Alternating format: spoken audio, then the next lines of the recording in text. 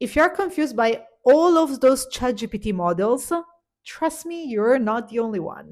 I'll tell you exactly which model to use when, so save this video and bookmark it for later. Starting from the very top up here, GPT-4o, this is your default model basically. It's good for 90% of the things that you probably have to do. This is the ultimate all-in-one assistant. It can read images, analyze files, you can have voice conversation with it, and most importantly, this model remembers. So if you need ChatGPT to recall things about you, this is your go-to guy.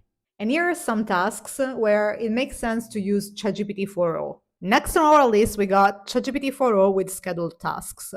Honestly, this might be the most self-explanatory model out of them all, but I have to confess, I don't use it that much.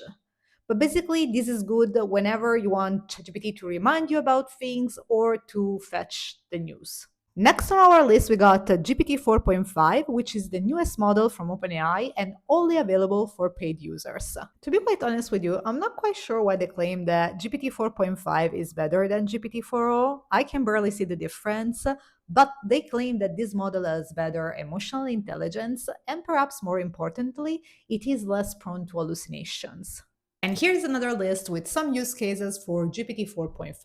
The last models on our list, they all begin with the letter O, and they are the so-called reasoning models. A model can be smart in different ways. For example, it can be smart because it was trained on a huge amount of data, like 4.0 and 4.5, or it can be smart because it takes time to think before giving you an answer, like in the O series here. Those models are great for complex reasoning and things like math, coding, logic, basically any subject where there is a correct answer, because this is the way that those models are trained. So starting from top, O1 is my default thinking model. It's what I use mostly for work when I have to manage multi-step processes or solve complex problems. This is a list of things where O1 is great. So O3 Mini is basically the same as O1, just switch between the two models and see which answer you like best. But crucially, O3 Mini comes with deep research.